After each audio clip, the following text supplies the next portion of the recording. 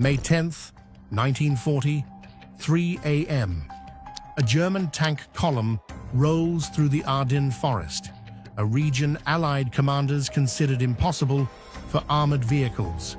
The crew hasn't slept in 52 hours. Their hands tremble, their pupils are dilated, their jaws clench involuntarily. But they're not tired, they're not afraid, they're flying. In the tank commander's pocket rattles a small metal tin. Inside, white tablets stamped with a T for Temler Pharmaceutical Company. The label reads Pervitin. The soldiers have a simpler name for it: Panzer Chocolade, tank chocolate. What it actually contains is crystal methamphetamine, pure pharmaceutical-grade meth. And the German military has just distributed 35 million tablets for the invasion of France alone. Within 6 weeks, France will fall. Paris will surrender. The British will evacuate at Dunkirk. Allied commanders will be stunned by the speed, the relentless aggression, the seeming superhuman endurance of the German advance. Military historians will call it blitzkrieg, lightning war. They'll credit superior tactics, better tanks, innovative coordination between air and ground forces.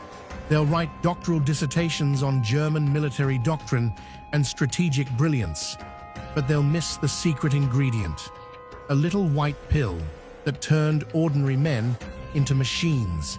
This isn't a story about battlefield courage or military genius. This is about chemistry, about what happens when an entire army goes to war on industrial-scale methamphetamine, about the pharmaceutical machine that powered Nazi Germany's early victories and the catastrophic crash that followed. You know about Nazi tanks and Nazi ideology, but you've never heard the full story of how Nazi Germany fought the war on meth.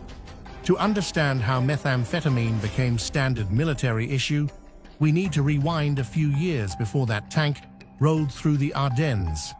Berlin, 1937. A pharmaceutical company called Temler Werk synthesizes a new compound and gives it a friendly name: Pervitin. The drug is methamphetamine, chemically identical to what we know today as crystal meth. But in 1930s Germany, nobody calls it that. Nobody thinks of it as dangerous. Pervitin is marketed as a wonder drug, a miracle cure for the exhaustion of modern life. Feeling tired? Take Pervitin. Depressed? Pervitin. Need to lose weight? Pervitin. Can't focus at work? Pervitin will fix that too.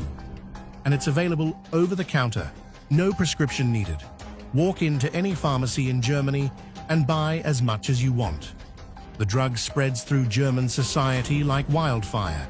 Housewives take it to power through endless domestic duties. University students pop pills during exam season. Factory workers use it to endure 12-hour shifts in arms manufacturing plants.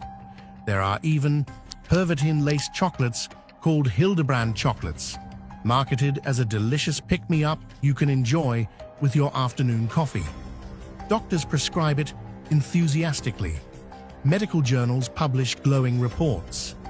Advertisements promise boundless energy, elevated mood, razor-sharp focus.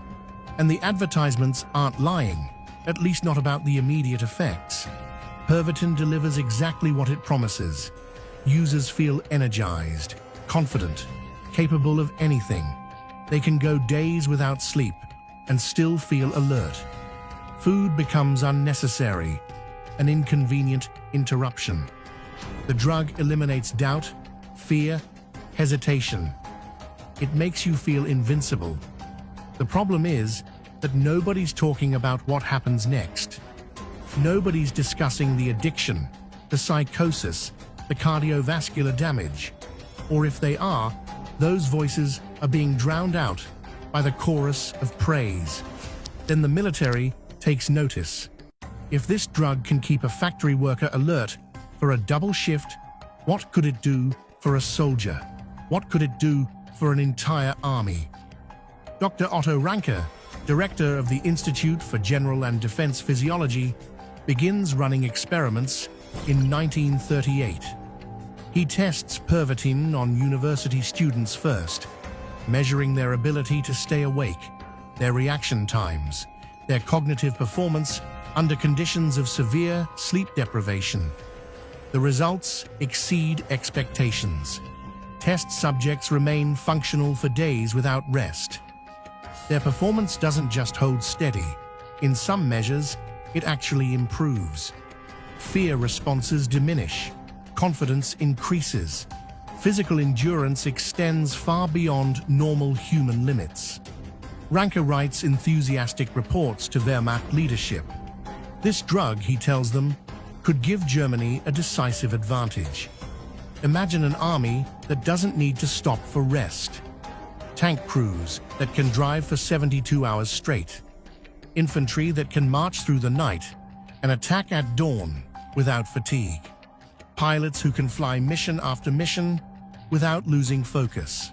By 1939, as Germany prepares to invade Poland, the decision is made at the highest levels of military command. Pervitin will be distributed to German forces on a massive scale. The Wehrmacht places orders for 35 million tablets. Let that number sink in for a moment. 35 million pills. For a military operation, they expect to last weeks, maybe months at most. That's not limited distribution for special circumstances. That's planning to keep your entire army chemically enhanced for the duration of the campaign. Soldiers start receiving the pills with their regular supply provisions. The dosing instructions are simple: 1 to 2 tablets to maintain alertness during extended operations. Take as needed. The pills come in small metal tins that fit easily in a pocket. They're as standard as ammunition, as routine as rations. Soldiers develop nicknames for them. Stuka tablets, after the screaming dive bombers. Panzerschokolade, tank chocolate, Hermann Göring pills. The nicknames make them sound almost playful, like candy rather than methamphetamine. The invasion of Poland in September 1939 serves as the testing ground. German forces move faster than anyone anticipated. The campaign is over in weeks, but Poland is just the warm-up. The real test comes in May 1940, when Germany launches its assault on France and the Low Countries. This is where Pervitin truly proves its value, at least in the short term. That tank column rolling through the Ardennes at 3 in the morning, they're part of a massive gamble. The German plan depends on speed, on moving so fast that Allied forces can't establish defensive positions, can't coordinate counterattacks, can't even comprehend what's happening. Conventional military wisdom says you can't push armored divisions through the Ardennes. The terrain is too difficult, the roads are too narrow, and even if you get through, your forces will be exhausted, vulnerable, easy to contain. But the German forces aren't conventional. They're running on meth.